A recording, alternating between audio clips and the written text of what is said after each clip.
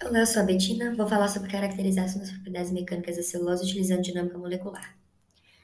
A celulose, que é o nosso objeto de estudo, ela é o polímero natural mais abundante na natureza, é um polissacárido de diferentes estruturas cristalinas e existe na natureza na forma de microfibrilas. Ela é sintetizada e produzida nas paredes celulares das células das plantas e também por bactérias e organismos aquosos e algas. A gente escolheu a celulose do tipo 1-beta e uma superfície que fica exposta na madeira para trabalhar com as nossas simulações. Por que é interessante estudar a celulose? É um material orgânico, versátil e renovável. Aí vocês podem ver as várias aplicações, algumas das várias.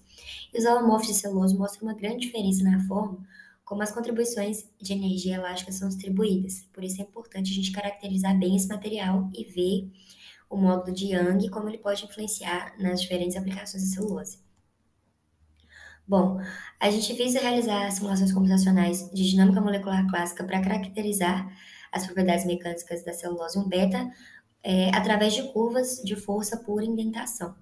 Entender a dependência do módulo de Young com a estrutura da celulose. Mais que isso, a gente vai testar o potencial Reax para cálculo de indentação e deformação da celulose, estudar os processos de deformação via indentação com a dinâmica molecular e determinar o módulo de Young e sua dependência com o raio do indentador. Esse foi o artigo que a gente usou como base para fazer as simulações. Então, tirando desse artigo, a gente viu como foi montado o bulk, que é o cristal da celulose. Ele é feito com repetições nas direções A, B e C, que são os parâmetros da célula unitária. Para interagir com o indentador, a gente precisa de uma seção reta desse volume. Então, a gente pega um slab, que é essa primeira figura. Com esse slab, a gente interage com o indentador. Na figura C, a gente vê o indentador esférico, prestes a entrar em contato com o slab. O nosso book a gente fez com o Cellulose Builder. A gente conseguiu escolher o tipo de celulose que a gente queria gerar, se a gente queria na forma de cristal, e as repetições nas direções que a gente quer.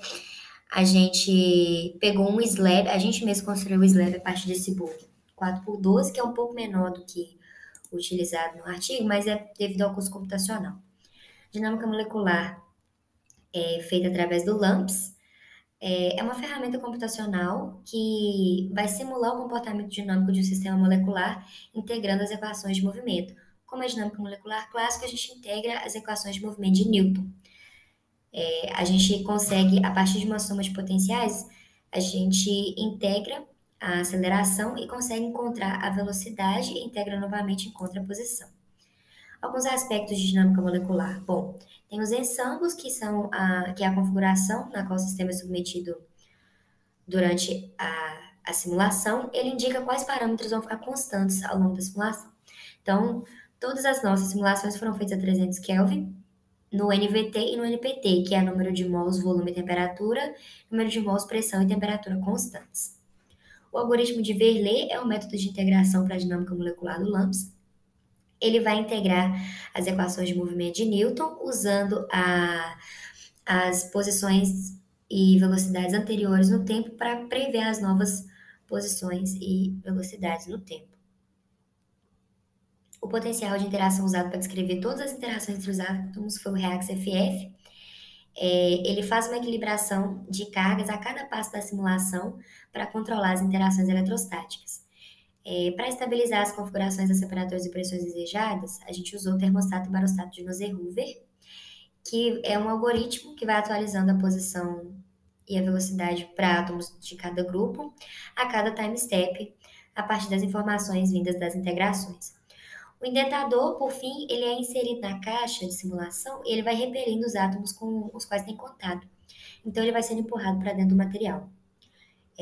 O nosso indentador teve geometria esférica e a força repulsiva exercida pelo indentador esférico é dada por essa seguinte equação, onde K é uma constante de força específica, Rzão o raio do indentador e Rz é a distância de um átomo até o centro do indentador. O primeiro gráfico é do artigo base e o segundo gráfico é de um outro artigo que foi muito útil na hora de calcular o módulo de Young.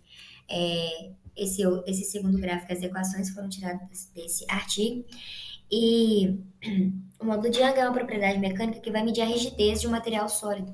Ele define a relação entre tensão e deformação. Então, o que a gente vê nesse gráfico é tensão por deformação, é força por indentação, né? A, a rigidez do material, ela pode ser encontrada fazendo a derivada, né? Encontrando a inclinação da reta da curva de quando o indentador está sendo retirado, esse processo de unloading. Aqui é a nossa simulação e os resultados que a gente obteve. Vocês podem ver abaixo aí da simulação que tem as mudanças mudanças na dispersão da distância dos pares de coeficientes. E ao lado a gente vê o gráfico de força por indentação. No meio da simulação vocês vão ver que vai começar a haver uma mudança depois da equilibração da caixa. Está começando a acontecer aí. É o momento que o indentador está descendo. Então, o momento em que o indentador desce é representado pela curva preta no gráfico ao lado, e o momento em que ele vai sendo retirado é representado pela curva vermelha. Com esses resultados, a gente viu que o potencial Rearcs para descrever o comportamento da celulose e as deformações na geometria dela com a presença do indentador, ele é satisfatório. E a gente viu que há uma dependência do módulo de Young com a geometria da celulose e o raio do indentador também. A velocidade a velocidade desse indentador é um fator relevante e até então nossos resultados estão de acordo com a literatura. Os próximos passos, a gente vai estabelecer um valor numérico de fato para o módulo de Young da celulose, fazer simulações com outros valores para o raio do indentador e tamanho da celulose e estudar as propriedades mecânicas dela interagindo com materiais 2D como grafeno e líquidos. Aqui estão as referências, tanto dos softwares quanto dos artigos utilizados. E queria agradecer à Universidade Federal de Ouro Preto, ao CNPq, ao Grupo Nano, à PROP, ao INCT, à Rede 2D e à FAPEMI.